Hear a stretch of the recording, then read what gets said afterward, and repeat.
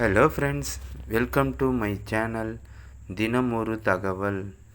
This video sponsored by SBO Digital Marketing. Android phone ஒன்று இருந்தால் போதும், வீட்டிலிருந்தே நாம் ஃபேஸ்புக், இன்ஸ்டாகிராம், யூடியூப் சேனலில் போஸ்ட் போடுவதன் மூலம் ஈஸியாக பணம் சம்பாதிக்கலாம். அதற்கான ஒரு சிறந்த இடம்தான் இந்த SBO டிஜிட்டல் மார்க்கெட்டிங்.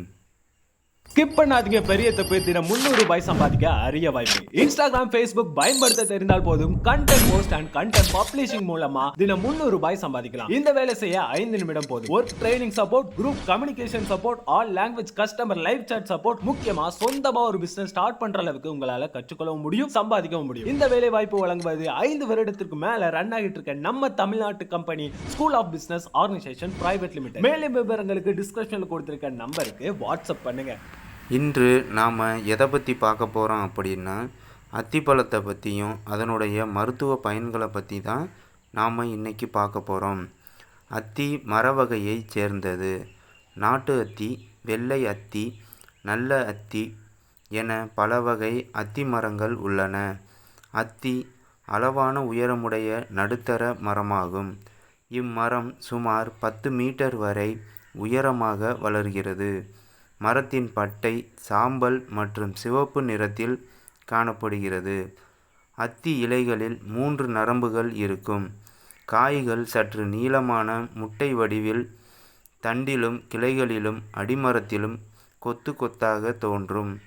பெரிய நெல்லிக்காய் அளவில் உருண்டையாக சிறிது பச்சை நிறத்துடன் இருக்கும். காய் பழுத்த பின்பு கொய்யாப்பழத்தை போல் வெளிரிய மஞ்சள் நிறமாக மாறிவிடும். பழங்கள் தானே கீழே உதிர்ந்து விழுந்து விடும். அத்திப்பழம் நல்ல மணத்துடன் இருந்தாலும் அறுத்து பார்த்தால் உள்ளே மெல்லிய பூச்சிகள், புழுக்கள் இருக்கும். பொதுவாக பதப்படுத்தாமல் உண்ண முடியாது.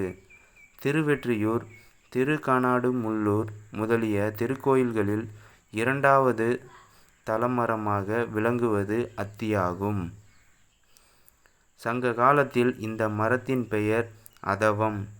ஆற்றங்கரையில் இருந்த அதவம் மரத்தின் பழம் ஒன்று விழுந்ததாம்.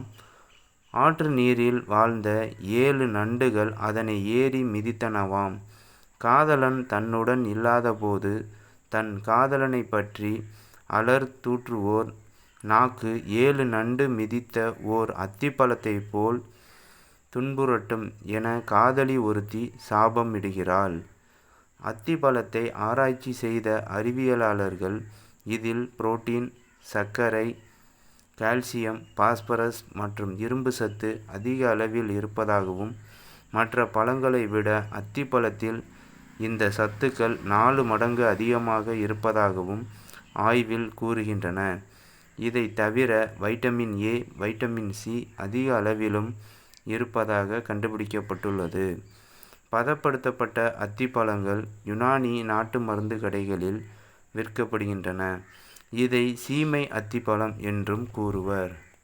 அத்திப்பழத்தில் நார்ச்சத்து நிறைந்துள்ளதால் மலச்சிக்கலை தடுக்கவும், குடல் இயக்கத்தை சீராக்கவும் உதவுகிறது. இரத்த அழுத்தத்தை குறைக்கவும், இதய நோய்களின் அபாயத்தை குறைக்கவும் பொட்டாசியம் உதவுகிறது.